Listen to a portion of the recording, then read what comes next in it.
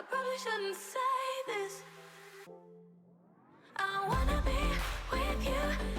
If that's the last thing that I could do, I wanna be with you. If that's the last thing that I could do, call me a fan. I'm living, give me your hand. I'm in it, yeah. I wanna be with you. If that's the last thing that I could do.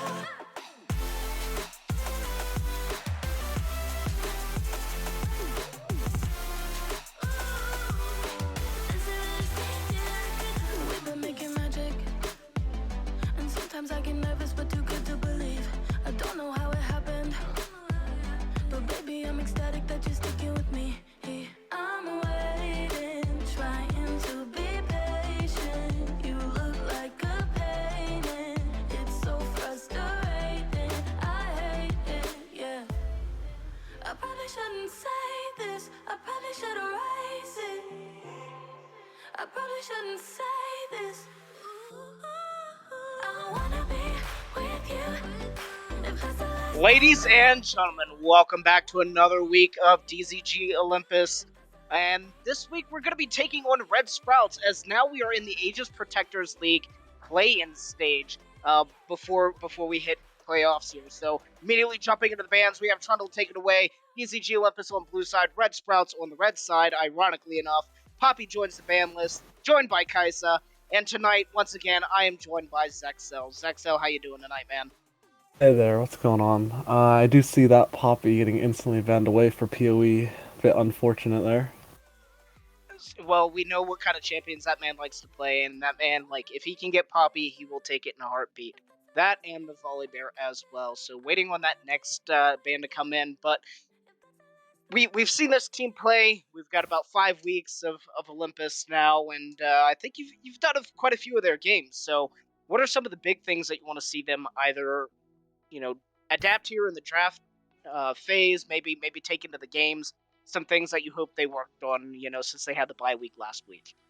I mean, last time we saw them, we saw a lot of like really big team fights, and we were kind of just like, I think that the team fights were actually going a little bit in the opponent's favor, so I'd like to see a little bit more coordination in that regard.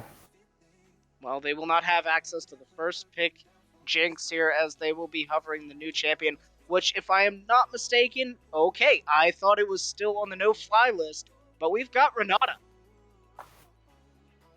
getting locked in here as the first pick for DZG Olympus. So, Zexel, tell me a little bit about this champion, because it's pretty much brand new to me. Well, I've been checking her out. She's pretty balanced, I'd say. Her ultimate can come up with some really wacky team fights. If the enemy has a lot of like auto attack champions, it can be dreadful for them. Well, we do see the side of Red Sprouts going for the Swain here to kind of match in, and then also pulling in the Volley Bear. So PoE will not have access to two of his favorite champions as we head into the blue side picks. So where are you thinking that this Swain is going to go? Well, I mean, I've been looking at the match history of their side, and actually they've been flexing their ADC and their mid laner between both lanes. Neither of them have picked Swain from what I've seen, but I've seen a lot more picks on it in the bot lane, actually. It's very like stable, and it's actually always really good burst coming out of the position that you don't really get much out of most of the time. Certainly. Well, we do have Caitlyn picked up for Olympus, and now it looks like they might be looking for a jungle pick here. Maybe because we've already seen the jungle ban, we've seen the jungle takeaway, and it will be the Udyr getting locked in here for the side of DZG Olympus, and that's going to be up against the Volley Bear, as we've already saw. So, how do you feel about that jungle matchup here, Zexel? I think the Udyr is actually a bit soft, I think, against the Volibear. We've seen a lot of what is it, Chem Tank Volibear recently. He's basically becoming a really brute force, just like Bruiser, and he's just not able to get killed. I think that Udyr is just not gonna be able to burn through him, but maybe they have more of another plan going for them with like a lot of catch, seeing that they have the Renata, the Caitlyn, and the Udyr. Certainly, and now we know that AD carry going up against the Caitlyn will be the Zaya here. And that could also be a Swain support. I'm not sure how well that's going to fare into the Renata Caitlyn lane here.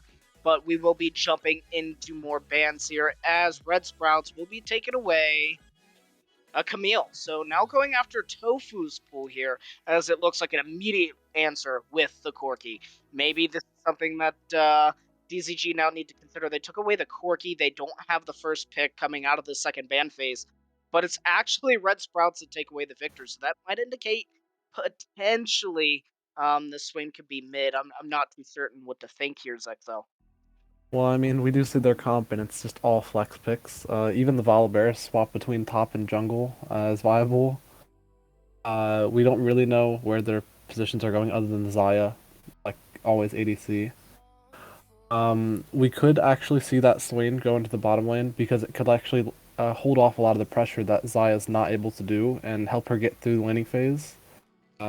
Which actually, now that I think about it, Zaya's actually been going the lethality build recently. And as I was talking about it, the Diana, another flex pick, which could be picked either mid or in the jungle. She is like the best jungler right now from what I've been seeing everywhere. I don't know what Olympus is going to do against this. Absolutely. Well, that also sets up one hell of a dive comp, too. You have Diana being able to go in, followed by the Volibear ultimate. Tower dives are going to be insanely annoying, especially since Swain is always going to want to be picking up that Zhonya's as well, doing a lot of damage, being able to turn off the towers. And it looks like DZG are going to strike back with a Rise. This champion's control in the mid lane is insane. The ability to utilize the Realm Warp to get down to the top or bot side of the map, and also the split push potential that he offers. So right now we're seeing the Udyr, we're seeing the Rise, and in my brain, it looks like DZG just don't actually want to index into this 5v5 team fight, which kind of seeing the champions with the side of Red Sprouts, I think is a safe way to go, and they end up rounding it out with an Ornn here. So how do you feel about these last two picks coming in from DZG? I do like the Rise. I don't know if the nerfs have come in yet, if it's the B patch, if that's gone over yet. I think it has, which hurts the tank build a bit and more indexes into the AP Rise build, giving him a lot more like threat. I would say that it's still a good pick. It's really good lockdown. It plays into how they want to play. But the Ornn, I don't think that fits in very well with the comp. I think it's a bit too team fight focused, but it does give everybody, the late game help that they might need. It does give a lot of like 1v2 potential in the top lane because Ornn, he is the tank assassin fighter mage, as we know him. And it looks like they actually counter that with the R5 Akshan. So I assume that's mid? I think that is a pretty good assumption. So it does look like ultimately that Swain should theoretically be going into the bot lane. Once again, caveat with that theoretically, of course. And to confirm, yes, the Rise changes did occur on the 9th. So that was yesterday. So for anybody that's not aware, his passive maximum mana has been increased, gone from 10% 5% per 100 AP to 10% per 100 AP. And the big change that Zexel was talking about is that baseline Q damage has been nerfed, but the scaling of it has increased, meaning he's going to get more mileage out of mana. So, we have, coming in from DZG Olympus, what we are going to be probably a safe assumption, Ornn in the top lane, Jungle Udyr, Rise mid, and then we have Caitlyn Renata in the bot lane. And then kind of what we're guesstimating is going to be Volibear, Diana, Akshan, Zaya, and Swain for the side of Red Sprouts, and that is in order from top to bottom. Now, granted, we talked about it. There could be some flex picks coming in. Hopefully, we'll get some confirmation on those here soon. But we see the 5-man lineup for each side. Zexel, who do you think came out on top on this one? I mean, just looking at it overall, the champions, I think Red Sprouts comp is a lot easier to manage. I think that Olympus, they're going to have to play vision. They're going to have to find the picks, which means that Red Sprouts is going to have to be caught. And I mean, it's going to be a lot harder for them. I do like the side of Red Sprouts comp a little bit better overall, but we can just see what Olympus can do about that. Certainly, and kind of just want to hunker down. I agree with you 100%. I think that they've got this 5-man death ball that you never really want to face up against. and DZG really have to play around the map a lot more. But fortunately for them, they do have the Ornn advantage coming into the late game with the insane scaling of the Rise. Now, come, let's theoretically say, about 35, 40 minutes in the game, Rise is fully activated. Do you think it's safe for DZG to opt into a team fight at that point? I'd say it depends on who's the fed one.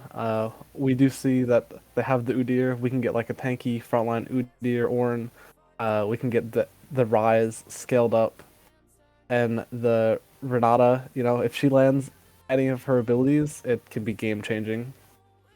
Certainly. Well, we're definitely going to have to keep our eyes on the builds this game and see what DZG is going to be opting for. But we are heading to choosing your loadout. We are going to be heading into that spectate delay. So, ladies and gentlemen, let's go ahead and give us about 4 minutes to bring you that spectator delay, and we'll be hopping right into the action. Stay tuned.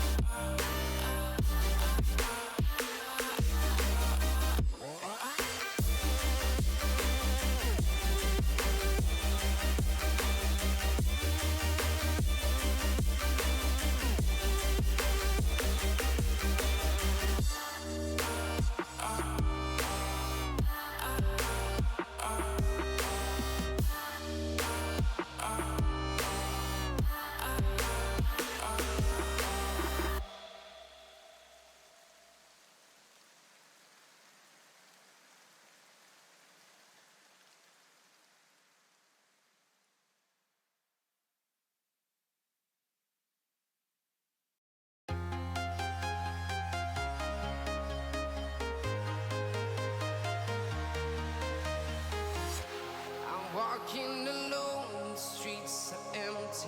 The only thing I can see is my own silhouette. I'm getting stronger, step by step. The clock is ticking, but there's no time for regrets. I've been flying from town to town, from London to Taiwan. I've been all around the globe, trying to protect your soul. We are heroes tonight. We will fly above the sky. We are heroes tonight. Yeah.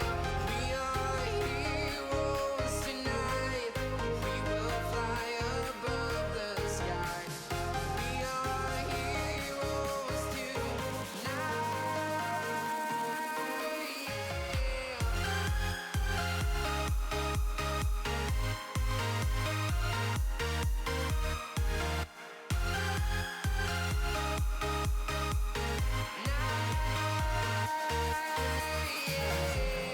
Feel like a dynamite, ready to explode right up in the sky.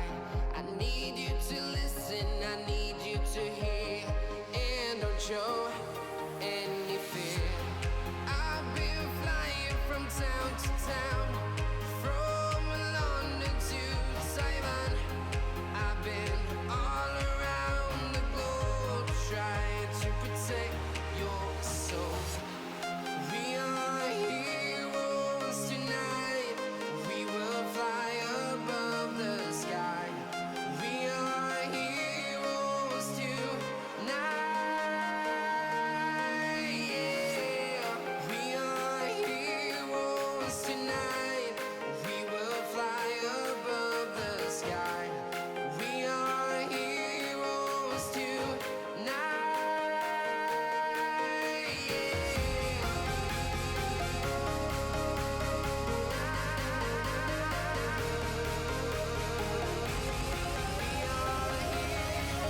Ladies and gentlemen, we are now on the rift as we're seeing an immediate 5-man rush from Red Sprouts into the bot lane. And just taking a look at a few things, XL, you had some thoughts on some rune choices you saw. Yeah, I mean, I'm looking at their comp, and I don't think that they're needing the consistent damage out of a marksman's eye, especially with how prominent the lethality bill is, and we see the lethal tempo being picked. Certainly, and Neba will spot out this 5-man rush here and does not get tagged by the Swain E or anything. Nothing was actually sent his way. And it will be a little bit of a vision game here as we see the 5-man unit of Red Sprouts coming in, getting some check on this jungle. Kabomi here, getting a little bit of action there on after. And the side of DZG walked up into the enemy topside jungle, but it didn't. Okay, they did get a ward on their Raptor pit. So just a vision exchange here for the efforts of Red Sprout's 5-man invade. So, just seeing the Ocean Drake coming up, going to be 3 minutes and 45 seconds on that objective. So that will be the first strike that we have of this series, and business as usual as we have the jungler starting out for the side of Red Sprouts on the bot side, and the jungle for DZG starting out on the top side. XL, Yeah, thoughts? I do like the side of Udyr starting top.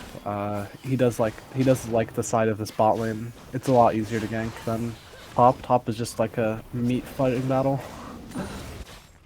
Yeah, absolutely. We should not theoretically see too much going on here. Now, Volibear can get a little bit of a shenanigans going on early, especially if he goes with the AP route. He did pick up that Doran's ring, so that might be something that he's looking to trade into early. But the Volibear scaling is less than desirable here for the side of Red Sprouts, but hopefully for them, it should really help them carry over into this early to mid game here and really set them up for some team fights. Yeah, I was looking in the mid lane. We have the Akshan, which is pretty impossible to gank, I'd say, for an Udyr. He will just kind of swing away. Yeah. So it is kind of just limiting Udyr to bottom lane if he's looking for a gank. Certainly, and the value that you're going to get out of ganking an Ornn is very minuscule here, and that hookshot is incredibly annoying to deal with. But Tofu You know, he knows his role. He's going to be farming quite underneath the tower for most of this game here, as Kobita here will have the push onto him, getting a little bit of a trade, and it's going to go about even here. And Diana is now on the top side of the map, but it does look like both junglers seem like they're going to be pretty content farming it out for at least a little bit of this one. Yeah, we do have the phase rush coming out on Udyr, which means he's going to zoom around these team fights and try not to get touched by anybody. Absolutely. So one thing that I wanted to ask you about, I know we talked a little bit during the spectate delay, is that you said that you're okay with seeing the Xayah, but you know, you also did mention at the beginning of this cast that you did want to see, you know, the lethality Xayah instead. Now my question for you is, why were you expecting to see the Xayah come in here, as typically you see Xayah to be anti-dive? Inside of DZG, really don't have too much in the way of dive. Well, I see that I really didn't mean I wanted her. I mean, I meant that she's not crazy, because marksmen do like to play safe, and she does have very high damage output for burst damage for a marksman right now with the lethality build. Certainly. Well, we're seeing Glebs come up here now early into the top side with After in as well, but I think Tofu's just going to be able to walk this one out. We saw a lot of trading action going down here in the bot lane. Swain landed 1E, and Nebel's health bar is looking incredibly low in this lane. Yeah, and if we're looking up against the Caitlyn and the Renata, they do want to have lane control, but with Swain, if he ever hits 1E, the Xayah's burst is just going to be massive. Well, the reaction out of Nebel's there with the 90 caliber net does help him dodge that one, but I just feel like if at any point he gets hit by an E, there's so much follow-up damage here available, and he doesn't have access to the heal, right? So he really needs to get that exhaust in to be able to prevent the damage, but the rate that he got blown up in that last trade was just incredible coming out, you know, at level 2. And holy hell, Mobster Penguin should not be going this hard in this lane phase. And it will be a gank coming up in the top lane as well. Mobster Penguin going on to Glebs here under a tower, took tower aggro, and he is looking low. That is a flash forward. That is damage coming out. Mobster Penguin, you madman, gets the first blood. Yeah, we do see a little misstep where the first Q actually hits the minion before the E hits it, so it doesn't bounce to all of them. Could have been a lot cleaner. But he does end up taking the trade, and the wave I think is going to crash, because I think the minions are almost dead. Which would be really nice for the side of Mobster Penguin. That was both summoners coming out of Glebs there. He used the flash, used the ignite, and that was ultimately what took down Mobster Penguin. But Mobster having access to the flash here should help him feel really confident in that lane, especially if he's able to take that 1v1 at level 5 Rise. Yeah, we do see Rise like having really strong power spikes in the early game. He's got the corrupting and the tier, really nice start. And actually, Akshan already on Doomquiver. It's a bit unfortunate. I mean, his damage output's going to be really high. Yeah, and it's kind of one of those things that you take what you can get when you can get it. And now that he has access to that item, you got away with the robbery now. You might not get away with it a second time, but Rise getting access to some of those scaling components, being able to scale that tier up, he should be an absolute menace to society here later in this game. But as of right now, unless he's just able to style on Glebs again like he just did, he should certainly be a lot more careful in these trades. But Glebs getting pinged out here. It's going to be DZG rotating up. I think they might be wanting to start this Drake here. Might be looking to try to start stacking those as soon as possible. It does look like the DZG's actually already started this. I don't think that they're going to contest. And that is a great trap wall set down by Nebel here, and even if Swain wanted to step up, Diana's on the top side of the map. I don't think you trade this one in. Tofu and Kobita here just in the top lane doing their thing, but one thing that Tofu always has to consider is his oh no, that was a great E coming in, and we talked about that damage! Oswald takes down Nebel with a great E from Swain.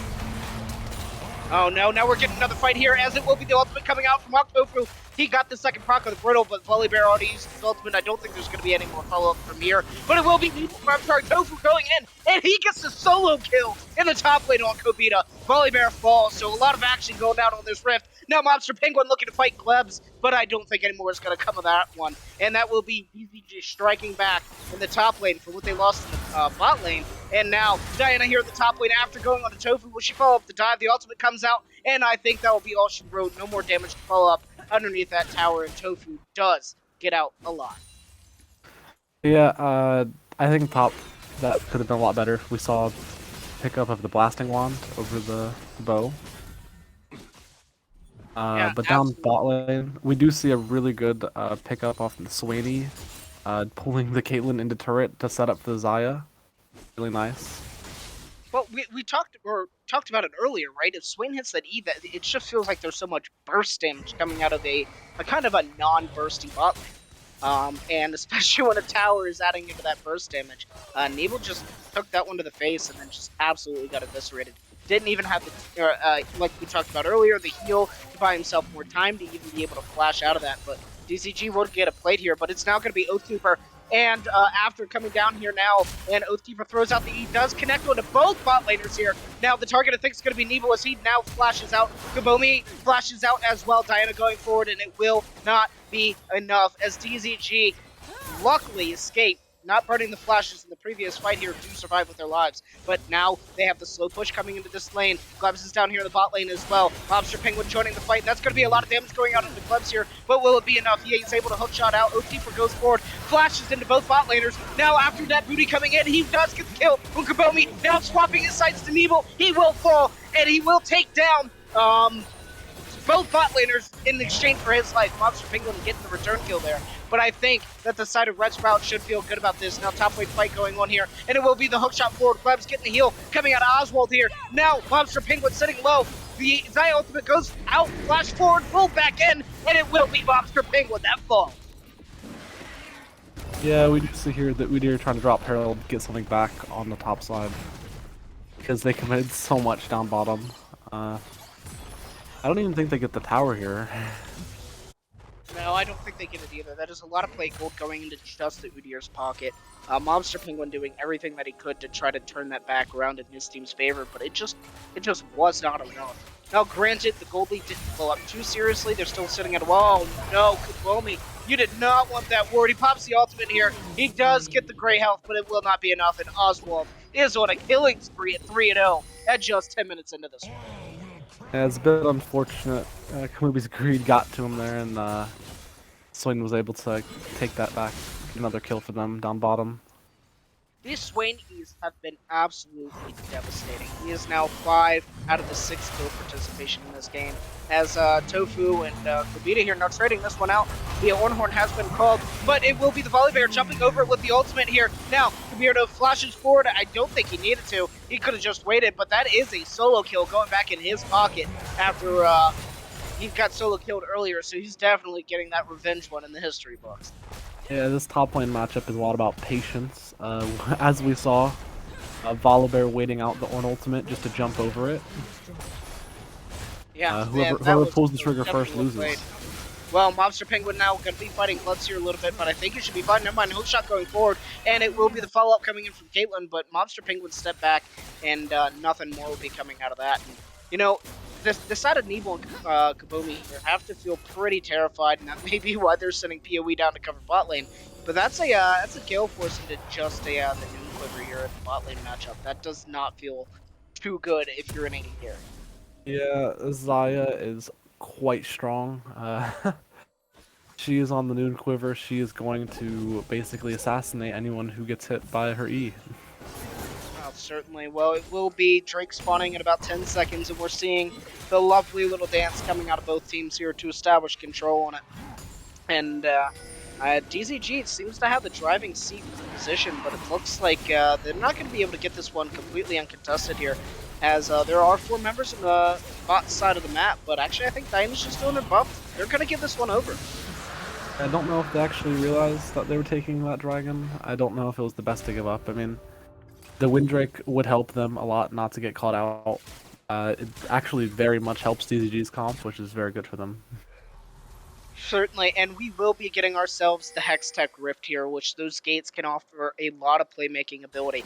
And it's a double-edged sword, right? DZG have a comp that wants to roll around the map, but hold on just a second. It's Monster Penguin who uses the Everfrost, and that might be enough to get him out. So the Keeper is going to be looking for the Swain E, and it did not look like he connected. But on the opposite side of the map, we see DZG trying to do something with their bot lane, sitting at top, and I don't think they're going to get anything out of this. They do get the knock up, but no more follow-up comes through, as a lot of looks, but nothing found. Just kidding. PoE now going in after Oswald. Does he get the stun in here? He does get the stun in. Followed up. Damage by Mobster Penguin will be enough. And Oswald will fall. Big shutdown going into Mobster Penguin's fight. Round war being popped now. And it will get both of them to safety. DZG now putting a lot of damage into this topside tower. And DZG even out this gold lead just like that. Yeah, we see Mobster Penguin having some really good, like, fancy footwork there, trying to dodge out on the Swainy so his ult doesn't get cancelled. Really nice lockdown, CC stacking onto that Xayah, make sure she dies, and then able to get out with Ryze ult really clean. Tofu looking to play once again, takes a little bit of tower aggregate. Volibear ultimate used immediately after, and that Hornhorn should not buy him enough time. Ooh, it will be close, but close only counts in shotguns, and Graves is not in this game. Damage coming out now as Eagle tries to take down after, but it will not be enough. Gleb's now going berserk as the Renata ultimate comes out, but I think that the action is going to just dissolve here. Yeah, bit unfortunate. Just gets dove under turret. Can't do much about it. Well, DZG now need to kind of find a way to slow down this game a little bit. They said that we talked about how they didn't want to take team fights, and they're giving a lot of gold over to weapons of the side of Red Sprouts here. Now the gold lead once again sitting at about a 1k, and DZG are down 4 kills to 9. And they definitely need to shore up some of this. In my opinion, over aggression and kind of greed in some circumstances, as a lot of it's just kind of been getting caught, not respecting the roams and rotates. But what are your thoughts? Yeah, I mean, we see the Renata getting these roams and looking around the map, but we need to see more vision. We need to get better vision so we can actually look for the picks. I think that they actually played it really well with splitting in the top and looking for that pick bottom. But I think that other than that, they need to just try to like play a bit safer until they know that they can secure 1 kill and get out. Well, this wave clear coming in by Monster Penguin is huge, and he's going to be an absolute threat when that tier comes online. But now they have Tofu in the bot lane laning up against Gleb, so that's going to be a little bit of an awkward situation here. And Monster Penguin laning up in the top lane, putting their strongest member up here as they're starting this Road Herald objective. I think it should be a 4v5 or a 4v4 here, as Akshan is now starting to head up. The teleport is not available for Tofu, and I think DZG, they just grab what they want and get out once again. These neutral objective contests from the side of Red Sprouts have been non-existent to this point. Yeah, I mean, it's really good to see DZG taking this opportunity to go really early and take these objectives, because I mean, we need to see them trying to look for vision, try to get these kills, but I mean, the objectives are the first focus. Certainly, well, Nebel now is in a little bit of a hard situation as he did get slowed down by that W, trying to hold this mid tower against 4, but he will survive. Kobita now playing really aggressive, and I think Tofu learned his lesson. He's not trying to play this, but Monster Penguin now looking on the Glebs, but it's the hook shot coming in. Red tower does fall on the top side of the map here for DZG. That's their second tower of the game to none taken here from the side of Red Sprouts. And honestly, that's how they're able to hold into this gold lead right here. It's these objectives coming in. DZG have a different mentality, it seems, as Power over Ethernet going on to after, but it just not having any follow-up there. And he'll just kind of back off of that one. Hornhorn was a little overambitious in my opinion. Yeah, I think that maybe Udyr could have went in for the 1v2 with Ornn's ult, but I don't think Udyr was on the same page. I do actually take a look down in the inventories. Diana picking up the Nash's Tooth first is a bit... I don't think that that's the best here, because we do see he's up against a lot of champs where he's not going to be able to constantly auto-attack them. He's just going to be like CC'd, knocked away.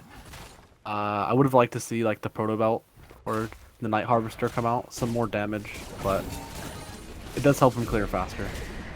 Well, I have to imagine that the side of Red Sprouts, well, that is the ultimate pop by Oathkeeper, but he does go berserk instantly with the Renata ultimate. Power over Ethernet getting on top after that booty, and Monster Penguin is here now to join the fray. We're seeing a flash of the pit as Diana does her best to get out. Oathkeeper going gold as his ultimate does expire. Now he's going to be the target. He will get blown up. Monster Penguin now 4-2 on this champion, and DZG, I think they're just going to break away, but now they see Kobita here. They're going to lock him up now, and I think he should fall. He pops the ultimate to get out, flashes away, and I think he should survive. Now after is looking to get into position here with the Diana, still has access to the ultimate, might still look for something here as DZG really want this strike. This would put them at soul point. Only at 17 minutes now, Gleb's pumping out some damage, Octofu going forward, and after that Booty does get the ultimate look. find onto Mobster Penguin here as Gleb pops the ultimate. It's getting blocked up with Kabomi, and it will be after getting shut down by Power over Ethernet. Now sitting on top of Gleb's damage coming back out to trade here, but I think they're going to be able to get away. Is that Swain? Oh, it's going to be close, but Power over Ethernet lives by the skin of his teeth. DZG get 2 kills, DZG get the Drake, and that is exactly how they need to play this map. Yeah, I mean, we're seeing some really clean team fights out of DZG here. They're able to zone off the entire team in one little corridor just with the Ornn and Ryze, and while they're also taking the Dragon. Certainly, well, it will be Octofu getting caught up there, and Glebs will get the kill. DZG just hanging out a little bit too long after that mid-tower falls. They had low health bars, they didn't have the momentum anymore, they didn't have access to really any of the tools. I think they just needed to full get out there for sure. Yeah, in that team fight, we saw Diana just not able to approach anyone at all. We saw her dash into 2 people and then get immediately CC'd and they run away. I don't think that that Diana's not able to get much done here. The Akshan and Xayah are just auto-attacking the Ornn, not able to deal much damage into that massive tank. Certainly. Well, now we have 3 minutes and 40 seconds before that soul is available. DZG getting access to a Hextech soul will feel fantastic for them. We do have Nash coming up in 58 seconds, and DZG just, their neutral objective control this game has been fantastic, excuse me. And that will be Komi once again getting called out here on Madanada. This is Swain, Oathkeeper doing absolute work with these E's, and that will be after picking up another kill. And just, man, Oathkeeper, yeah, once again, just 8 KP on this champion. He is a man doing all of the work it feels for Red Sprouts. This Swain is actually coming online quite nicely. We see the Leandri's pickup, which actually gives them something to shred through the Udyr and the Ornn in the front line. It's really nice for their team comp. I think it really helps out with what they're going wrong. Penguin putting on his fancy feet again as he just kited out literally everything that Kobita wanted to do. Phase rush for an ultimate. You take that trade here as it's going to be Nash spawning here in just a little bit, and I don't think that anybody's going to be starting this one up on spawn, but the side of Red Sprouts definitely have control on the top side of the map, and DZG looking to index here into the mid lane, but I think they're going to have to start running out as we are seeing pings for both the Udyr and the Caitlyn get out. Monster Penguin just putting up so much pressure in this side lane against Kobita here. Volibear is able to clear the waves a good amount, but he's not going to be able to do that comfortably for too much longer. Yeah, I mean, we're just going to see everyone trying to kill this Volibear, or even the team fights going on. Everybody is here. Well, I still don't think that DZG want to opt into a 5v5 team fight here, as everybody's kind of just dancing around the bot side of the map. It's funny, Ryze was putting up so much pressure that he literally drew both teams to him. Now Octofu trying to get what he can here in the top lane, and we've got another, 2 levels before ornaments start coming online. You have to imagine the first one's going to go right into the pocket of Monster Penguin. Yeah, because he's just taking on this side lane like nobody's business. Volibear's just not even able to approach him, and he's just getting everyone to come down there. I mean, they do have some nice vision on the red side to keep clear, but even just past that, there's just a massive vision line for Ryze to play safe. Yeah, certainly, and it's gonna be really interesting to see how these fights gonna boil out here. Because I know that Red Sprouts is really going to want to identify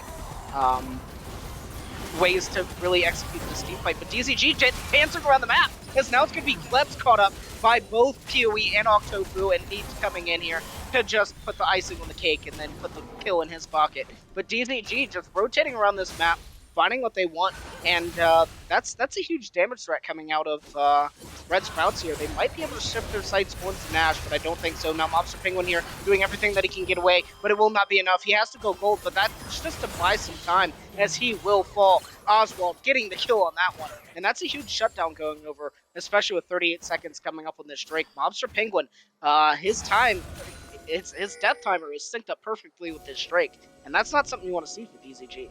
Yeah, there is the teleport out of Ryze, so if DZG can stall out this, they can maybe get the Ryze to TP in and go for the 5v5, but as we're talking about, we don't want to see the 5v5, we like to see the catches, which we see catches both teams there, on the Akshan and the Ryze in the side lanes.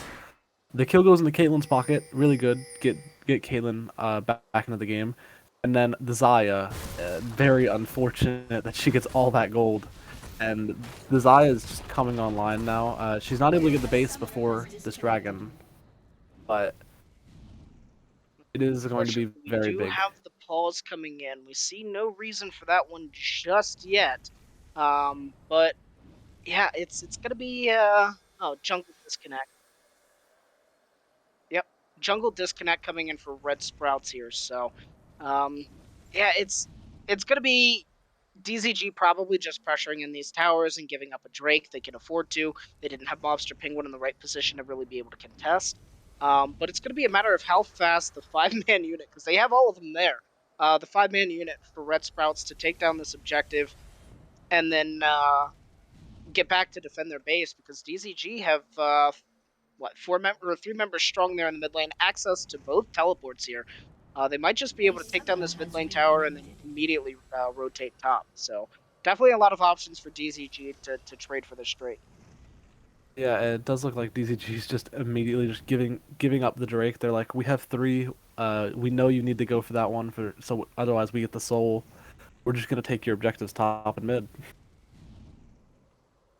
Well, they definitely have options here. We did see that the jungle reconnected with the side of Red Sprouts. Hopefully, we'll be getting that unpause here soon. And there it is. DZG do take that mid lane tower. We're seeing them go now right onto that Drake for the side of Red Sprouts, and already starting to channel some of these recalls. They got the Drake, and I think losing 2 towers for it feels pretty good if you're DZG. Yeah, we just need a little update. Get back into this. We're just gonna rewatch them take the dragon, and but we do see obviously DZG capitalizing, knowing that they're going to commit for that dragon. They don't want to take the team fight, so they're just gonna split push, take the mid tower, take the top tower, and I mean there are no camps top lane, so they can't really get much else. They can look for Baron vision, but I don't see what else they can do. Now, do you think there's a world that if Rise didn't stopwatch, didn't buy himself like 4 to 5 seconds of time, which is another thing too that I want to point out, that wasn't a Zonius, that was an actual stopwatch, so he no longer has access to that. Do you think DZG would have been in a optimal position to really be able to set up for that Drake with that death time? No, I don't think it was really optimal for them to even go for that dragon at that point. It was just a lot better for them to just, as soon as Rise is like caught at all, I don't think it's worth it. But it does look like it does look like down bot lane they're looking for Rise to put up pressure, and they could even try to sneak this Baron almost. It looks like. Well, they are going to be channeling the recall, and that is okay. I think they're going to finally find that control ward sitting in the that river bush there. But yeah, okay. I think that the side of Red Sprouts was pretty confident they knew where DCG was at. So they weren't going to probably index and face check into those bushes, most likely. But Rise, he still has access to Flash.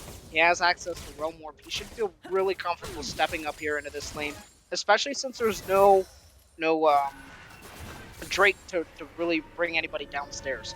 Now, one thing that TCG has to consider on these split push attempts is access to those rift gates can put some people in some positions you might not normally expect. So he does have to be careful in that circumstance and make sure that his vision is good. But he's just shoving the waves into Volibear and then backing off, trying to figure out what item he might be looking to pick up, if anything, or if he just feels like he wants to reset. Let's see what he decides to pick up here, and sold a potion, and he picked up another needlessly. So that is that's what he got for his efforts, and it looks like he's heading now to the top side of the map. Yeah, I actually really like the safety out of the Rise in the side lane. He did see Action top earlier, but as we were just looking up there, we saw Action just stealthily standing around the wave, not really showing for quite a while. He could obviously have just based and then just portaled in and went invis and 2v1 the Rise, so it was really good safe play by the Rise not to walk up too far. It seems like it's Mobster Penguin's game. He's getting whatever resources he needs to do whatever he wants, and this time he was like, you know what? I'm gonna stop my split push, and I'm just gonna come upstairs to grab a blue buff. As Neebs once again taking another E to the face, but no damage to follow up there as Oathkeeper just landing these grass left and right. DZG now clearing out the vision here in the Nash pit. And I think we're starting to boil down to a point where we're about to switch the match. And Evil, he might be in a little bit of trouble here. He does 90 caliber net, flashes out. Kapita doing everything that he can to get on top, but it will not be enough. We see Diana go forward. Ultimate only hits Renata here. As on the backside, I think that is going to be Volley Bear on top of Caitlyn. No, sorry, that was Oswald going in and diving on the backline of DZG. But it will be both Zaya and Diana falling. Now, Akshan does take down Ornn. He does get the double kill here. Because that was also going to be Mobster Penguin falling as well. Power over Ethernet doing what he can to cause some chaos, but I don't think it will be enough as DZG and Red Sprouts go 2 for 2 here. And oh no, Kabomi, he get hit with that one. Okay, cool. Kobita was stunned up under the tower. It will be enough. The follow-up damage is not going to be there. One more tower shot would have done it. And Caitlyn not having access to the ultimate does not seal the deal. 2 for 2 after all of that. That was one hell of a chaotic circumstance. Yeah, I mean, just before that dive, I was just looking at the health bars on both sides, and DCG was just so unfortunately low they couldn't even look to leave their turret. And I didn't see how Mobster Penguin died in that one. I imagine it was just well played out of Klebs and potentially Oathkeeper on the backside of that. But Mobster Penguin, he's the center point of this team. If he goes down early, it's going to be really hard for DCG to strike back.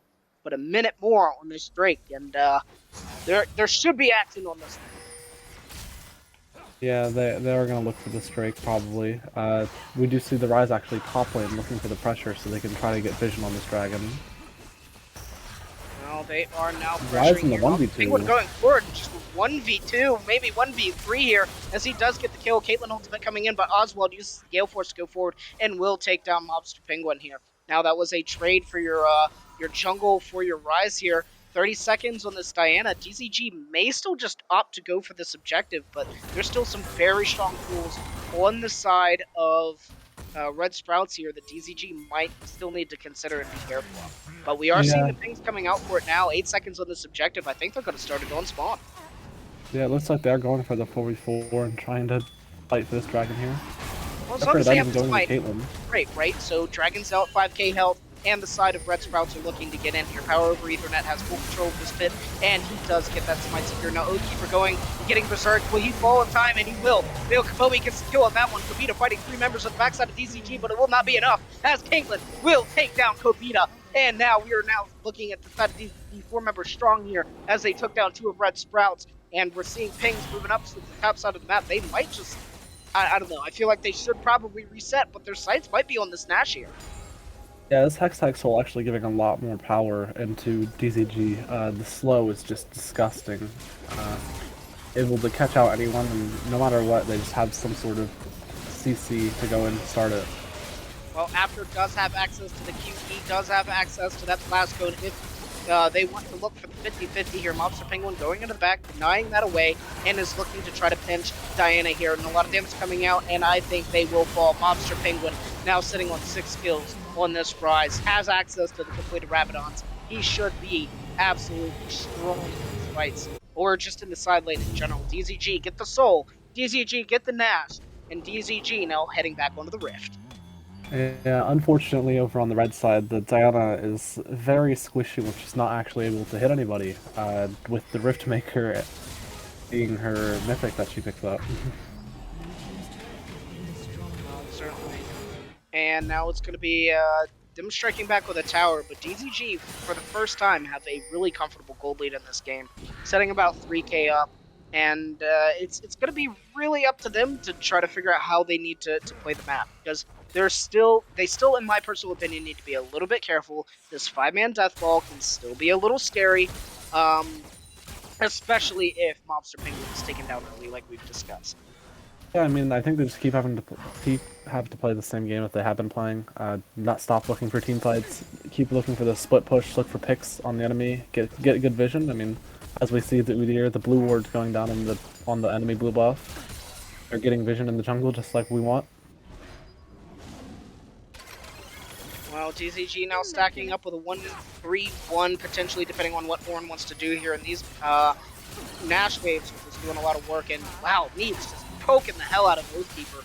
And if he ever gets low to the point where Swain doesn't feel comfortable really sitting in the back line, popping the Zhonya's, and buying a lot of time, it's going to be really hard for the side of Red Sprouts to win these fights. Yeah, but we also see down bot lane this Ryze with the Baron buffed Cannon and just taking down that turret. And they do end up getting that tower, the mid lane tower, sure to fall. I know that was a huge stun here. Oh, and he actually got interrupted out of the hook shot. That was Oxdon dying here in this fight. Evil gets after as well. DZG just getting the kills that they need. They have the pressure here. Now, Neeb's getting caught a little bit here. Volibear going onto his face will be enough. And double kill coming out here as Swain does fall. Monster Penguin rotating here into this mid lane fight. And it will be Kobita falling on the Volibear. Mobster Penguin just absolutely doing work here. Going ahead and pushing it onto this bot side, both Mobster and PoE. Mid lane inhibitor is going to fall next. And you have to think that DZG, there's still 17 seconds left on after. There's 16 seconds left on Glebs. Top lane has fallen. That is triple inhib. This should be all she wrote. Nexus Tower 1 will fall. Nexus Tower 2 gonna be under siege. That is the Horn pulled in. Oswald getting targeted out now, and that is the ace for DZG as they will take down Red Sprout in game 1. Yeah, that was a bit unfortunate for Xayah there. Her team just kind of... She's just not outputting enough damage to kill anyone, and her team is just going in expecting her to be able to deal enough damage. It's just not enough.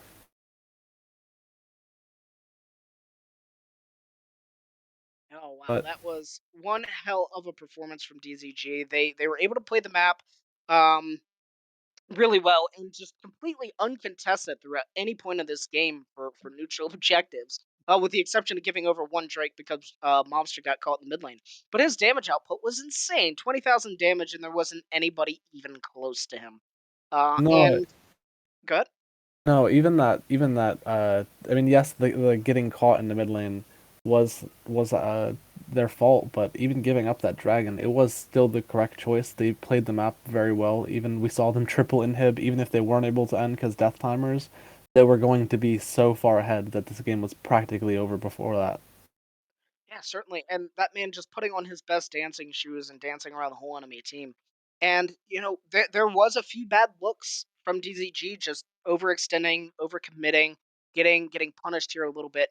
And one thing that does concern me is when you don't get punished heavily enough for that in the game 1, hopefully the confidence doesn't bleed over and cause game 2 to go absolute boom. So I really want to see DZG say, "Hey, we won, but we could have won a lot more clean," and hopefully they fix some of those up here for game 2. But with that being said, ladies and gentlemen, I want to remind all of you that we are still sponsored by Buff. So please, exclamation Buff in the chat. Go ahead and download it, play some games with it, and really help the community out here. But with that being said, we're going to head into a quick break as we do get set up for Game 2 draft.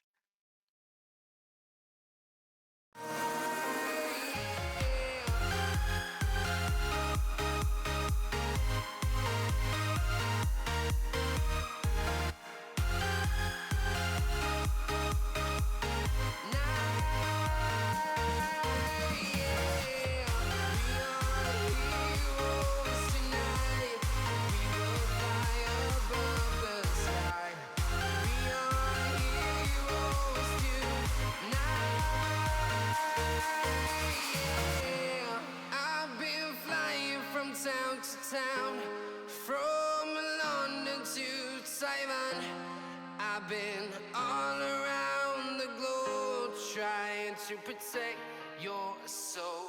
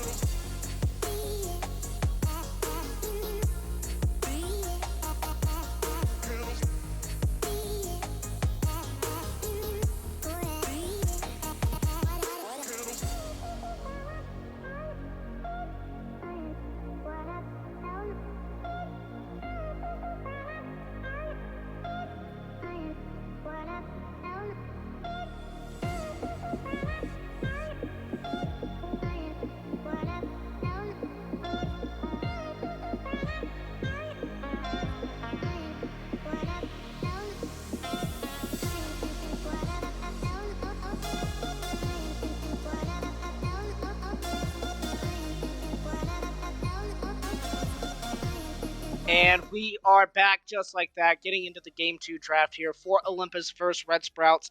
Kaisa, Zeri, and Poppy all taken away. Hold off. Okay, yep. Zeri is confirmed here. And it is Red Sprouts opting to stay on the red side of the map. There must have been something that they liked about it. Maybe some of the pick priorities here as Jarvan joins the ban table again. And it's looking like more of the same from last game. And I think DZG had a really solid solution to pick apart Red Sprouts. So if anybody needs to adapt, I think it's going to be Red Sprouts and Zexel. What are some things you want to see them change? I mean, I'd like to see them try to do something in the early game. We actually do see Renata taken again. Wasn't showing up last game, but maybe we can see something great come out of Kabumi down bot lane this time. Yeah, and maybe they just want to avoid a Swain if that does get picked out again. Respect his range a little bit, respect his E a little bit, but I think all 6 of these bans are the same that we got last game, and instead it's going to be a Nautilus coming out. So another chance to lock down a target, another chance to blow them up, but this time it's a little harder to hit that hook than it is to hit the E. And from Swain, and it will actually be the Udyr takeaway from the side of Red Sprouts, so that's their response here. Yeah, I mean, we might be expecting the Volibear into the Udyr this time. I think that might be a good matchup for PoE. But the Nautilus, I mean, it does change the draft quite a bit because now we have both a jungler and a support. Like we know that they're going there. We don't have to worry about them doing some crazy flexes like last time. We actually do see the Hecarim get picked up, which is even better of a matchup into the Udyr. I think he just has such a good clear. He's even able to gank. He's got really strong ganks for early game. I think that this is a really nice pick. I feel like a Volibear changes the team identity a little bit more than a Hecarim does compared to an Udyr, right? In the sense that Volibear is kind of more setting up your tower dives, where both Hecarim and Udyr have that run around the map gank style. And it will actually be a change up in the AD carry, as it will be Nebel picking up a Sivir here instead of the Caitlyn. Yeah, I mean, I do like the Sivir. It's a lot more poke. In saying that, it's a lot more like burst poke, and also just the wave clear is just dramatically a lot better. Wow, that is going to be interesting to see. Now, we're not in the world that we used to be in with the 400 CS win condition Sivir. That was a fun world, but Sivir still is able to do a lot. Now, I know she's able to go with like a multitude of different builds. There's the crit Sivir, there's the traditional AD Sivir, there's also the lethality Dark Harvest Sivir. Which one do you feel is the strongest right now? I feel like recently I've seen the lethality build be picked up a lot more. But I don't know if they will this game, seeing that there is a Nautilus, an Udyr, and a Samira, which are all good against lethality poke. And we do see actually the Veigar get banned because in their previous games they have gone their ADC mid with Samira and their mid laner as ADC with Veigar. So it is understandable to see the Veigar get flexed in as a ban. Certainly. And Samir having access to that 360-degree wind wall does ruin Sivir's day a little bit. But yeah, just kind of reiterating, we do see Corki Veigar taken away and Rise Victor taken away. And that's going to be an Ornn. So it looks like Red Sprouts said, hey, we really like what you did last game. We'll go ahead and copy that. Thanks. As they take the Ornn here. Now the side of Tofu is hovering the Gwyn, and we are going to have to see also Mobster Penguin playing something a little different as well. I kind of disagree just in my brain a little bit. Maybe, you know, Glebs isn't comfortable with the Victor, but if you're on the red side, they ban Corki. You say, okay, cool, and you don't ban Victor, but I guess it's something that they're not comfortable doing, and it will be the tried and true Octofu Camille here coming in for the side of DZG. The only concern that I have right now is I'm not seeing much of a frontline here, Zexel, for the side of DZG. Yeah, I don't think they really need the front line. I think that they can literally just sit here and just shred through the tanks of Red Sprouts, because Red Sprouts is going to look to scale. They're going to look for big team fights, and I don't think that Olympus actually needs that. I think that they're just going to be able to out-damage them straight up with Camille having Cho'Gath ult on her Q. We do see here, actually, Cassiopeia, just another pick, just helping them get through this front line on Red Sprouts. And not only that, but the Cassiopeia crowning effect can shut down Ornn as well. So having access to be able to deny the Ornn Horn. Now, unfortunately, it's not going to be too great to deny much else, but it's going to be a Vayne locked in here to round out the side of Red Sprout. So you're right on that call, and that Vygar was a really apt ban for DZG to suss out and really act on here. But that's no AP coming in at all from the side of Red Sprouts. But DZG not having access to the front line might not be too concerning. Yeah, I mean, we do see very little AP, and even with the Hecarim changes, Hecarim is still very viable with the Chem Tank build. He's still really good on it, so we could see a little bit of tankiness coming out of the Hecarim to build a little bit of a front line for DZG. Right. Well, once again, everybody, going through this top to bottom here, we have Camille in the top lane, Hecker, Jungle, Cassiopeia in the mid lane, and Stivir, Renata in the bot lane. For the side of Red Sprout, we have Ornn going into the top lane, Udyr in the jungle, potentially Samira in the mid lane, with Vayne, Nautilus in the bot lane. Now we see both team comps, and we are seeing a stark difference in the mentality from Red Sprouts, and some good answers coming out of Olympus. How are you feeling about these 5-man rosters respectively, and who has the edge here, Zexo? I think just in the baseline, we're seeing a lot more power picks out of Olympus. They have a lot more counters in their lanes. I think that they have a lot more productivity in the early game. They're able to. They're not as reactive like a lot of the Red Sprouts picks. Olympus is actually able to make something out of nothing. So I like what Olympus has got going on, and I'd like to see them do something with it. Certainly. And I mean, there are still some very dangerous threats here in the side of the Vayne. Samira can get pretty strong as well. But if I were the side of Red Sprouts, that you definitely got to play around with that Cassiopeia grounding. That is able to do so much work. Deny Vayne tumbles, deny the Samira dashes, deny the Ornn Horn. And there's still some pretty good pick potential tools here from the side of Red Sprouts as well. They've got Nautilus. They have access to the one-on-one just threats of Samira Vayne. So uh, it really is hard to find the silver lining for that team comp, but there's some options for sure. Yeah, they have a little bit of engage. I mean, even the Ornhorn could be considered good engage. Up against a comp that doesn't really have much mobility with the Renata, Sivir, and Camille or Cassiopeia. Sorry. Um, so they do have really good engage up against the low mobility targets, but I think that if they don't get the perfect engage, it's going to be very hard for them to get into any of these fights, and they're just going to get shredded before they get even walk up. Hopefully that is the case. As you know, I am biased. I do want to see a DZG win here, um, but I think that some answers that Red Sprouts really need to have is, you know, they need to be somewhere first, or they need to make sure that they can isolate targets. And I also don't think they can afford to give away neutral objectives nearly on the same route that they gave up last game. Otherwise, they're just going to bleed out without ever getting a chance to really come into the game. Sure, their early game kill-wise is good, but DZG got those Drakes. DZG came online, and as soon as they, finished out their little Yu-Gi-Oh collection there of neutral objectives, they were able to just barrel into the base and end the game pretty rapidly after that. Yeah, I think if we see Red Sprouts with some nice target selection in these early game team fights, it'll be pretty easy for them to actually come online with the Samira and Udyr and actually try to get through this back line, this like very high movement speed front line that they have over on TZG.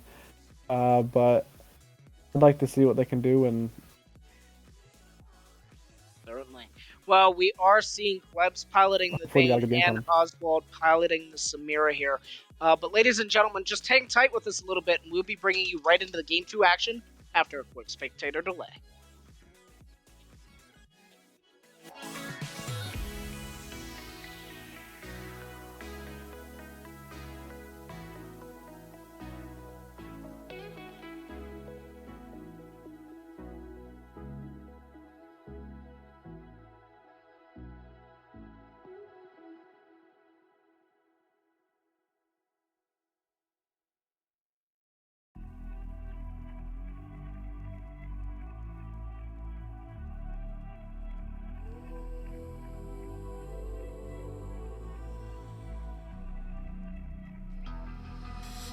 calm before the storm.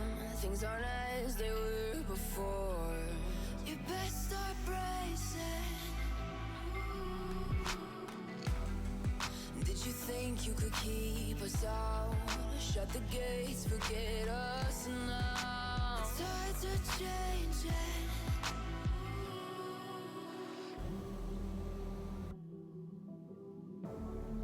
Can you hear the sound? Can't stop us now. We're not back in town, know what we're doing. Things are about to change, it's evolution. Voices shake the ground, you feel it moving. We're the revolution.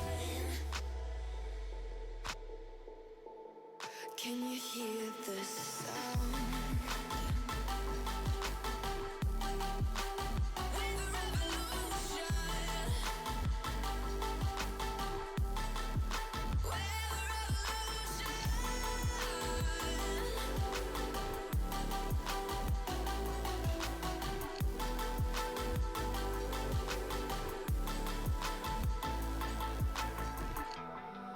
With the ground beneath your feet, with a whisper in the trees. Do you feel us watching?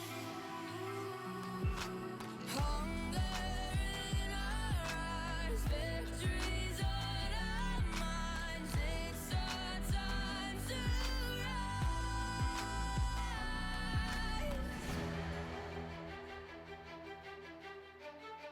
Can you hear the sound? Can't stop us now. We're not back in town, know what we're doing. Things are about to change, it's evolution. Voices shake the ground, you feel it moving. We're the revolution.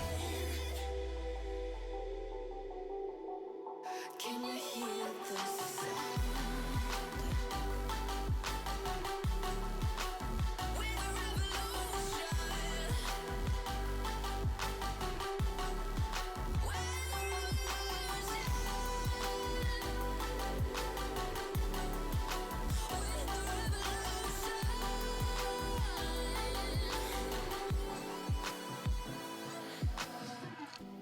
We're not back in town, know what we're doing.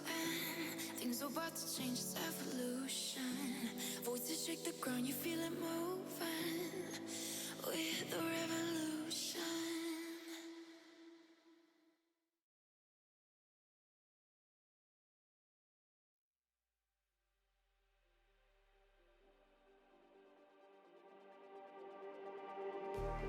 Just like the street lights lit this town, like a fire in a blaze, gotta burn it down. Can't be afraid to leave this out. We got this far, don't know how. I see danger in our eyes. They know we'll burn down the night. Coming just like the sunrise. You know that we gonna let it rain. Tonight, we gonna let it rain. Tonight, we gonna let it rain. Just like the sunrise, we gonna let it rain.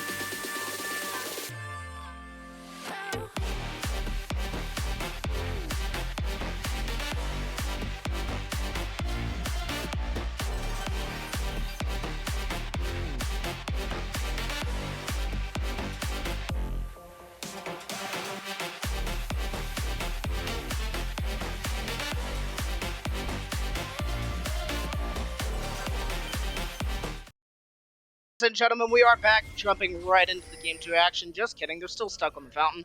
But instead, it will be a 5-man rush to the top side for Red Sprouts this time. And, yeah, getting right into it, as we are seeing a 5-man answer here from DZG coming up on their top side.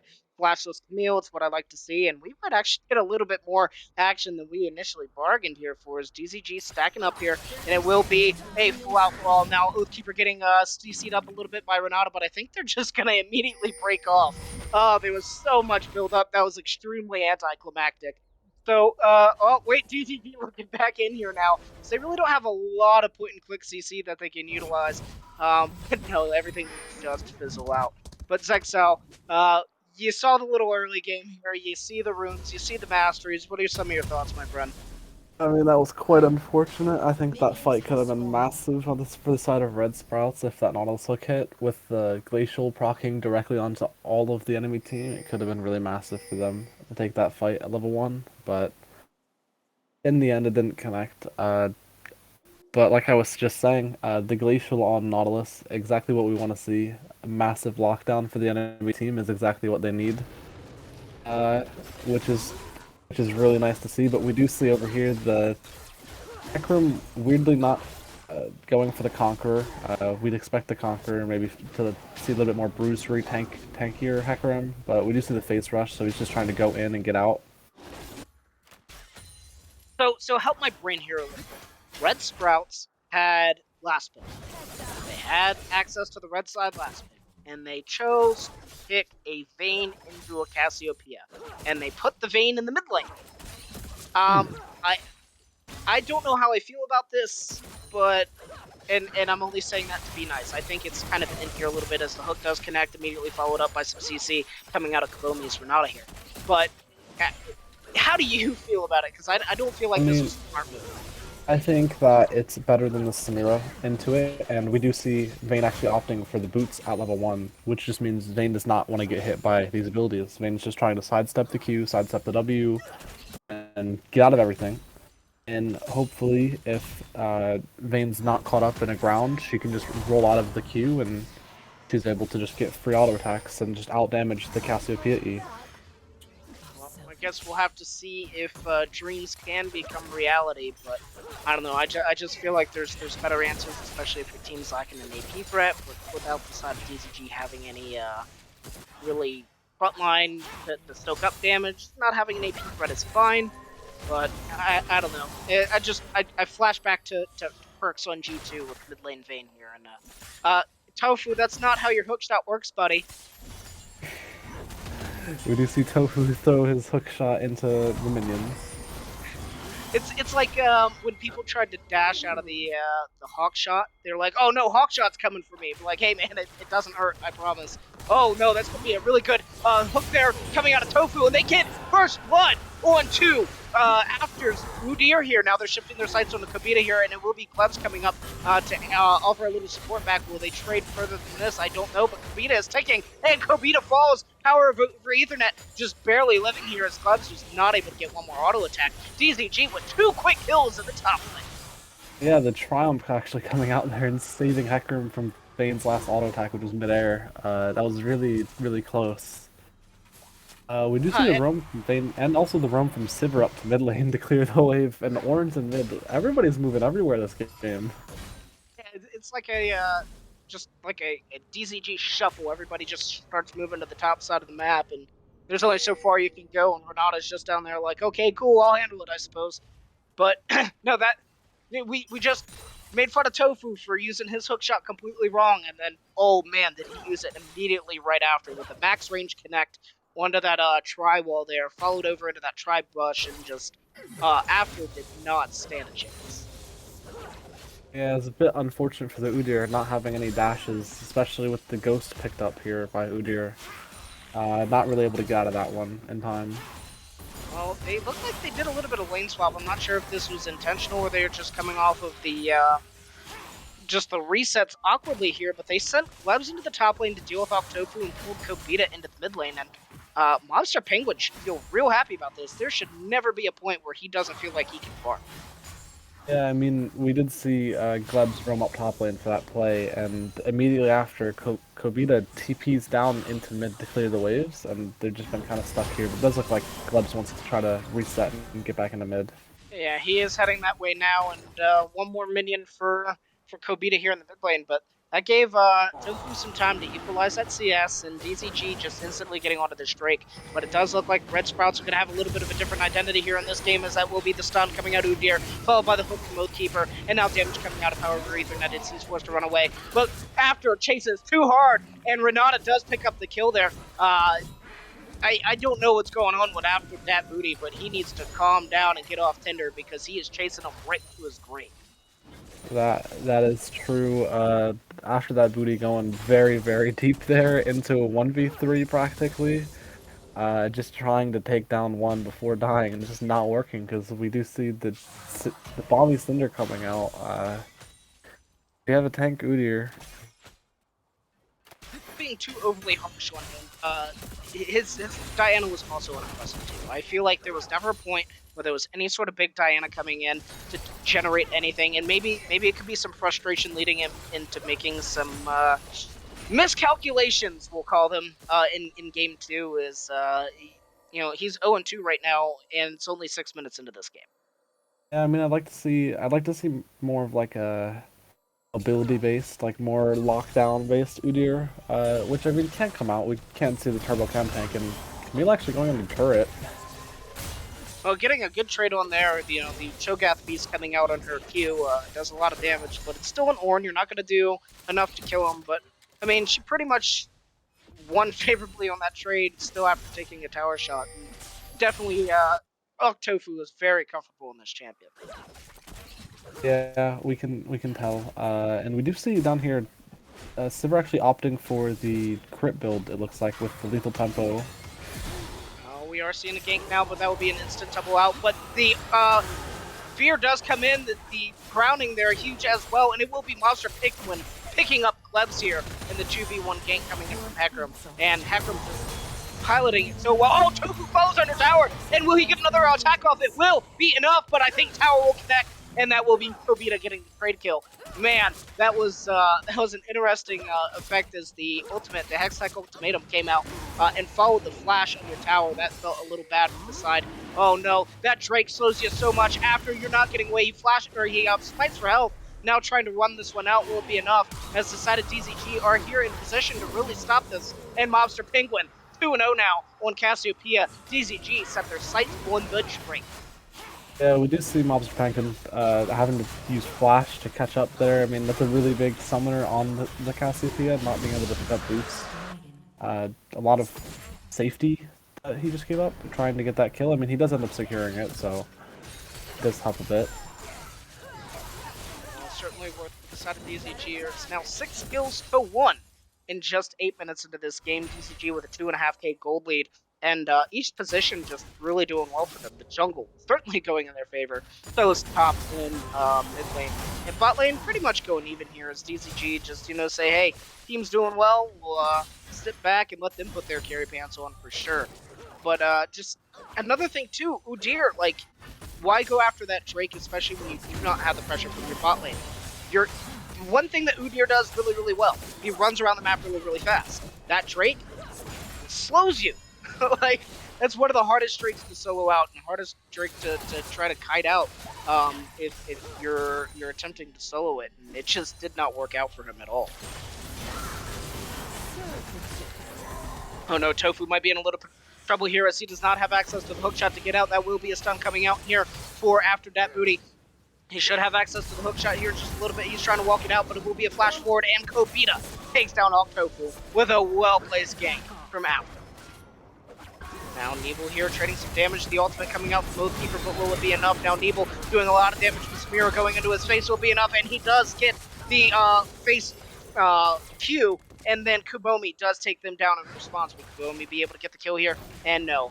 And Nautilus will be able to just hook away to safety. Now Hecarim going forward here, but ooh, I think that was the W coming out of Ornn to deny the knockback into tower, and that was well played from both teams pretty much, but just PoE just not getting what he needed there. Gleb's really low here as that Cassiopeia is ticking away with the poisons, and that was Vayne ultimate as well. So Monster Penguin hits one more ability. I think Gleb's is going to be in a very hard spot. Yeah, as we see there, like you were saying about this matchup in the mid, the Vayne going in and just getting grounded and slowed and just not able to catch up to Monster Penguin on this Cassiopeia. Yeah, and just the damage trade arounds that they're able to do. And Vayne's really good at running at people, and Cassiopeia is really good at dealing with people that run at her. Oh no, After, that is not where you want it to go. He blast cones into the pit here, and it met immediately by the pony. And now Octofu looking to go in here. I think that was the Ignite, and it could be PoE picking up this kill. And DZG just should theoretically just get this objective for free. But PoE was like, I'm going to go for Rift Herald, and then he was like, ooh, look, a present, as an Udyr was hand-delivered to him. Now Kabomi here fighting Oswald, and I don't think that's going to go too well in the 1v1. But DZG, definitely in the driving seat this early. Yeah, we do see a lot of bullying on this Udyr here. It's very, very nice. And we also see Octofu going back to normal, just dominating this top in the 1v1. Even though there isn't a CS to show it, we are seeing a lot of outplays and whenever we're looking up here. And another thing to mention is Octofu did go with the flashless build. Unfortunately, he used his Ignite in that last play, and that actually might cost him here. Oh my god, that beautiful Hextech ultimatum, but will it be enough? And it is, as Octofu takes down Kabomi in a beautiful outplay. Hey, Volibear jumped over the Ornn ultimate last game. Now Octofu is going to be jumping over the Ornn ultimate this game. And a great vengeance play here from the side of Octofu and that Camille. Now DZG 2v1 or 2v2 in the bot lane, just kind of staling out here. You have to imagine this is going to be a plate or two going over as Camille is just able to absolutely shred towers with the second charge of that Q. And this gold lead is now sitting at a healthy 3k for the side of DZG. And they do have PoE down here now. He does have access to the ultimate, and it will be Nautilus going in for the hook here. Damage coming out, Berserk coming out from the Granada, and it will be PoE on a killing spree. Second kill going over to PoE as well. This horse is on a rampage, 4-0-4, and DZG now have a strong lead in every position. Now that will be the Rift Herald dropped in the bot lane here as Neebs and both PoE are down here. This might actually just be first tower of the game falling as that's sub 1 plate here, and yeah, they certainly will get this. DZG now extending their gold lead all the way out to 6k here, and mid lane, Plebs not having fun this match. Alright, so now DZG might be overextending here a little bit. They do get the other charge here, but After is right behind them. And now Nautilus looking forward with a hook. He does connect onto PoE. After that, Booty is going to be going in here as well, but it's DZG trying to do everything that they can to get out. And I think it just might be Neebs that pays the price here. However, Ethernet doing everything that he can to run away now. Will he get away? One more stun coming out.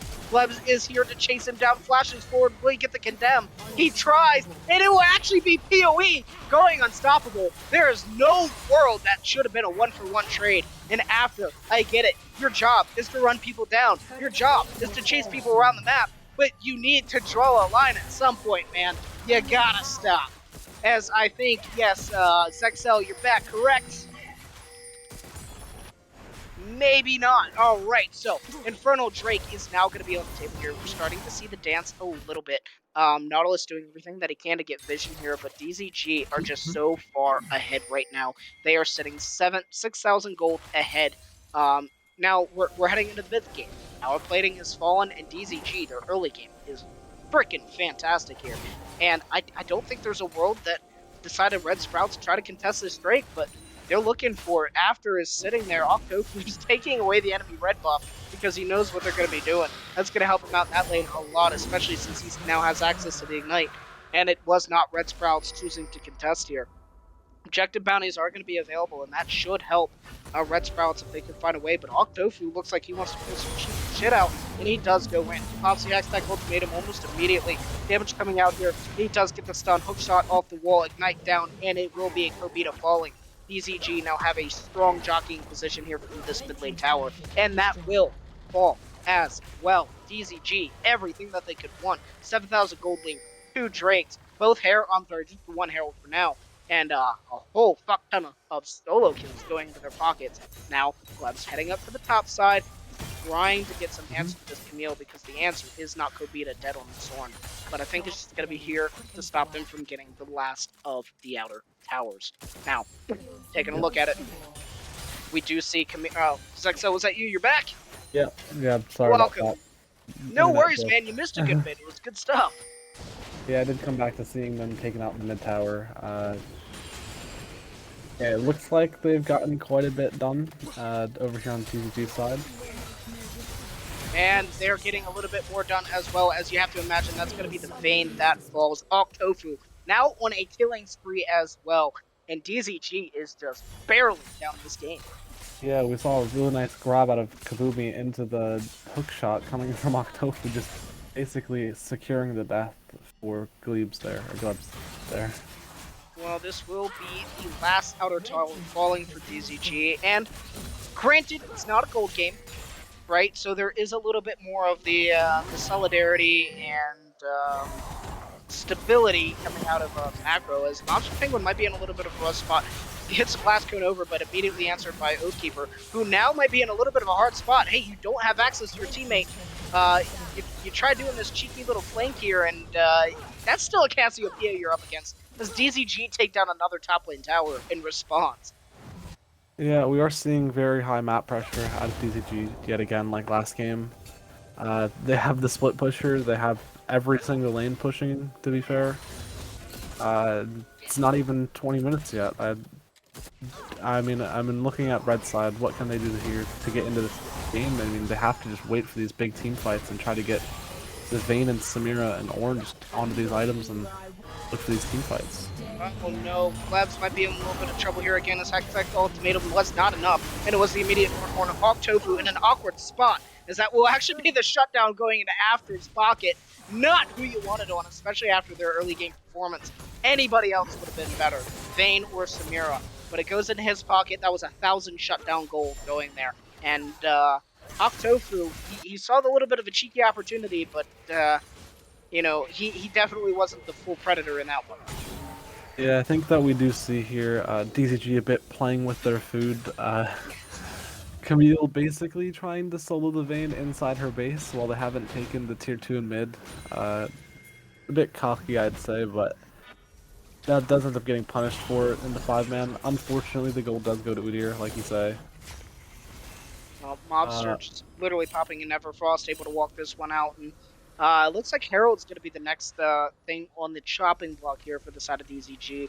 And with the way that they've been pressuring this map so far, I feel like they're going to get a lot of mileage out of this objective.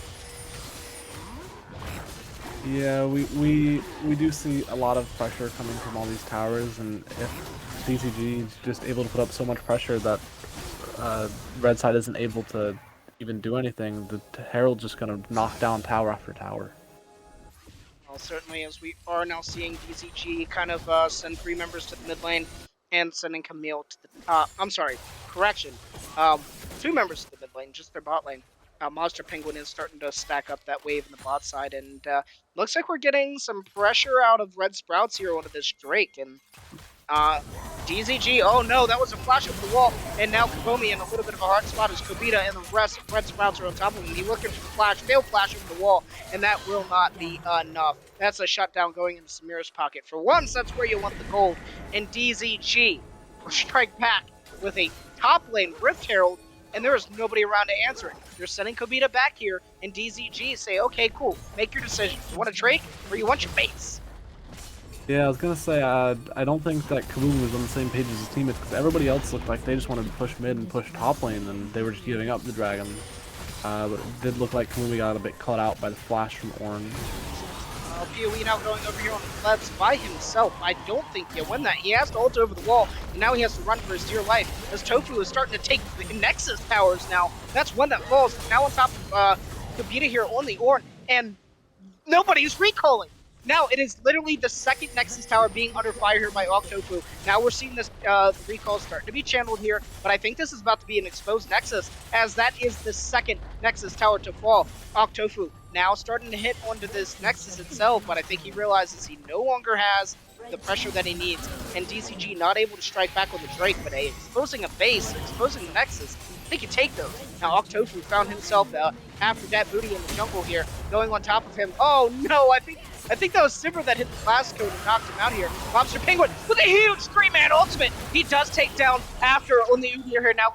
Both onto Glebs. I think he's going to be able to get out. Now they're shifting their focus on the bot lane here, as Oswald will be the target. He's forced to flash out. Oathkeeper now under fire. The ultimate coming in from Thorn here. Now it will be PoE in the front line, but it will be Monster Penguin going on rampage. Kobita now doing everything that they can to create pressure, but he's grounded. He's killed. Now double kill going over to the side of Mobster. Focus set on over to Oswald. He falls. Gleb, last man standing for the side of Red Sprouts, and he dies as well. DZG, 5 members strong, 8 and next. And that does look like Nexus is falling here. I'd say that if the Samira wasn't so far behind in that fight, it was a really good angle for Samira to get in there with her ultimate after they used everything. but it doesn't look like they're able to do anything, and the game is over. Just like that. Yeah, and DZG they said, you know what? Hey, the pedal to the right on the car is the gas pedal. We're just gonna fucking put our foot down and see how far we can make it go. And they just steamrolled game 2. Like it, Yeah, no point did it look even close. We've got a 5-0 Cassiopeia, a 7-3 Camille, and a 6-0 Hecarim. Like they just put an absolutely devastating performance. And I thought Cassiopeia's damage was going to be higher. Actually, least damage in the game at 5-0. But man, Tofu in the top lane just destroyed Bodhi. yeah. I mean, we do see the Gwen sorry, not Gwen, Camille, split pushing up top lane while they do the dragon, and they send 2 people back, which makes the Udyr, who's just the slowest dragon taker, with no one else behind him, just taking the dragons so slow. I mean, the Camille was just able to take down tower after tower, and no one was there in time. Yeah, and DZG just played the map fantastically both games. In the first game, they played the neutral objectives to near perfection. And it, maybe not so much of them playing it fantastic as Red Sprouts playing it absolutely abysmal. With how much they tried to contest those objectives, and they only really started until it was too late. And then game 2, they were like, "Oh, okay, we'll contest," and they were never in a proper position to do it. My personal opinion, but fantastic DZG coming out real strong here in the first week of play-ins. I can't wait to see how much further this team can go. But any closing thoughts that you want to get in here, Zexel? Yeah, I mean, we do see that 20-minute game with just this dominating split push out of Octofu yet again.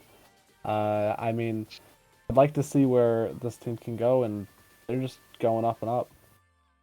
Well, that is absolutely what we like to see here in DZG. Now, speaking of going on rampages, ladies and gentlemen, tomorrow night we're going to be joined once again, myself and Zexel here, casting you and bringing you DZG Arcadia as they head into another week of gameplay. So join us tomorrow night and stay tuned for always DZG action here on this stream. Thanks again and peace.